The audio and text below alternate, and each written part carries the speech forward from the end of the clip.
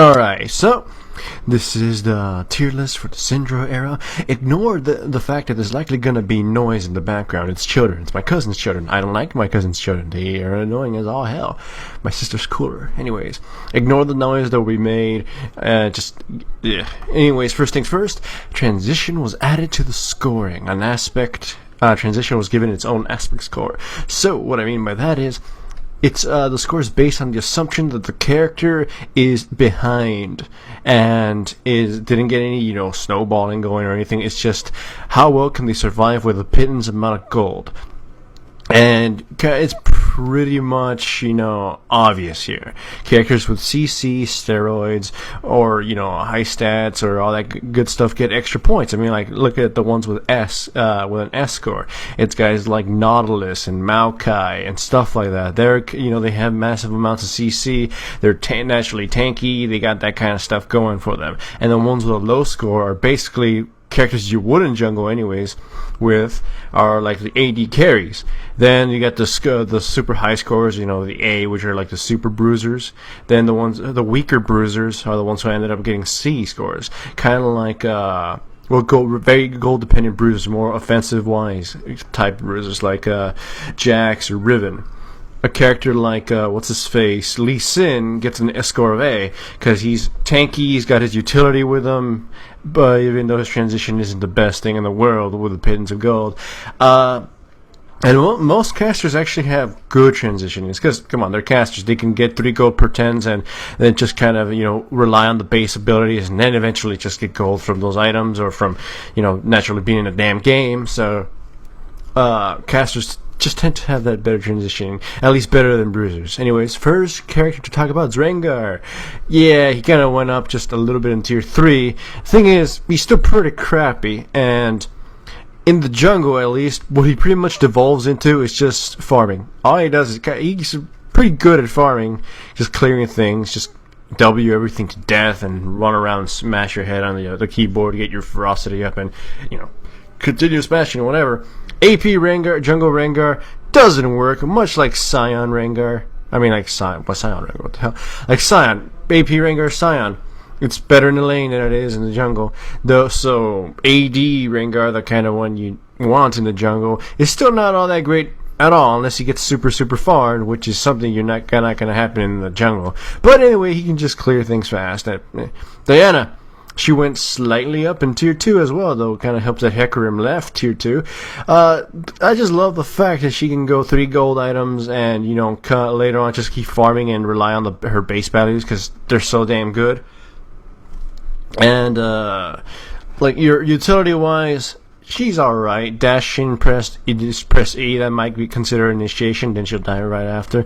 But at least she can do something. And I like the fact that she's a really great AP jungle. She's just, like, I don't have to go into all that crap I went into on her tier listing. It's just, I like the fact that gold items work on her very, very, very well. Anyways, Fiddlesticks, support Fiddlesticks is making he's making some noise. It's no doubt that, his jungle is completely atrocious early game because everybody can go in and slap him in the nuts and he falls apart. The thing is, regardless of how destroyed he is, his transition is still amazingly godly because he's still got a lot of dispersion. His CC is amazing, and it's goddamn Fiddlesticks. It's like, oh, what the hell's Fiddlesticks? Ka.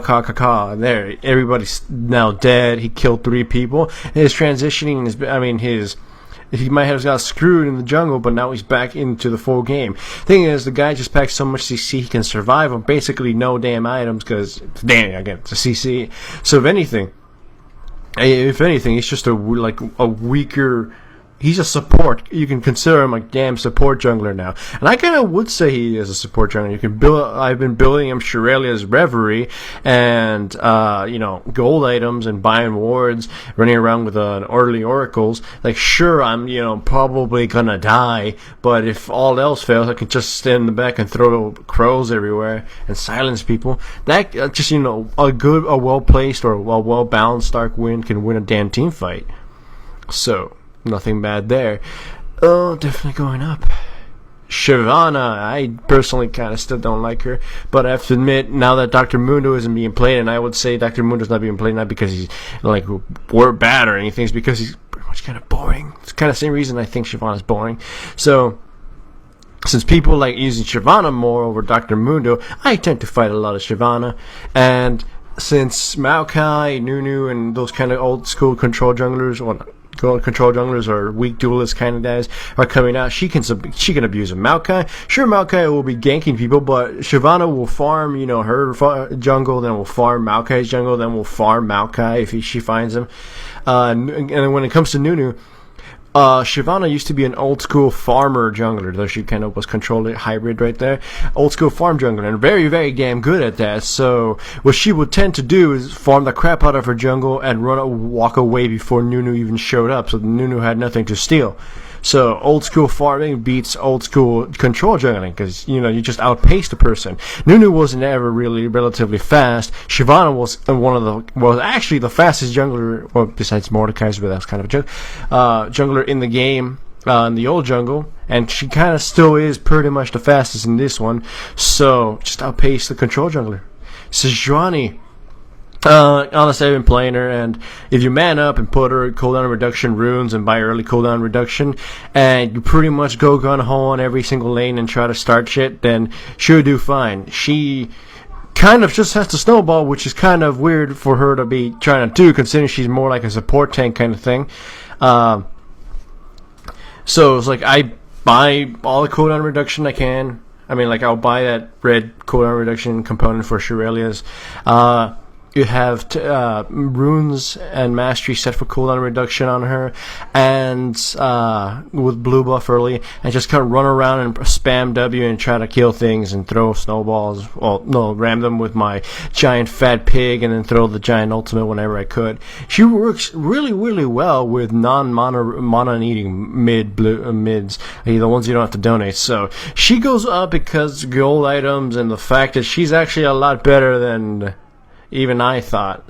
Ruin, well, she went down a heck of a lot. I just don't see her as much, though. That's not kind of taking the factor. I mean, it does really have a factor in this. It's just honestly, like, I used her, and a lot of people have used her, and they kind of stopped using her because she's snowballing as hell. I mean, she can carry a game. Like, if she gets kills, she destroys everybody. But if she doesn't, then she kind of feels, like dead weight for a while, unless she gets, fortunate in a team fight and picks off a few of the kills. Otherwise, she's kind of just really behind. Like, so she's kind of like a more reasonable snowballing jungler compared to like Shaco. She has a successful ganking. Doesn't really require mana. She's just cooldown reliant. She's very mobile and all that good stuff. But if she gets behind, she gets behind. She needs to build damage in order to do anything. And since there's a lot less farm in the jungle, she has to devote that few farm into damage, thus sacrificing tankiness. So you get that whole dilemma again. Anyways, now comes Hecarim. Yeah, we talked about him last time. And honestly, yeah, he's finally a tier 1 because he snowballs like crazy really quickly and he's so damn mobile. I'm like, this guy can do tricks other junglers can only dream of doing. And while his ganking is very simple, just ram them up the ass by charging at them, and it doesn't seem to do a lot, it's actually doing a lot more than you would think. For starters, it hurts like crap when you ram into them and hit them with your charged up Q. They can't really counterfight because you're just going to heal everything up because your teammates blasting at them with your W up, unless you're doing it by yourself, which in most cases won't result in a kill. And he's very mobile, so you can just go back and do it again. If they don't use an escape, then the next one's going to become a lot easier. And he's very good at repeat ganks on a lane. And then, of course, he's probably the god of direct ganks. They're nasty as all hell. Syndra, not really much to say about her. It's like, she's just a female Karthus. Spam your Q, things die, and you never really use your other abilities except maybe to gain your mana or do a little bit more damage to the big camps. But she's not really impressive, but she's not really just terrible. I'm like, I could see using her if I'm like, I want to use Syndra, but I don't want to be mid lane kind of deal. She's just a Karthus with boobs, or hips, or a cooch, but that's a whole different. I'm gonna get in trouble for something. Anyways, just she's okay as long as you can handle your own balls and not not mishandle them or whatever, then you're gonna come out with a good stroke of luck. A lot of, you're gonna be good. Anyways, yeah, for Syndra.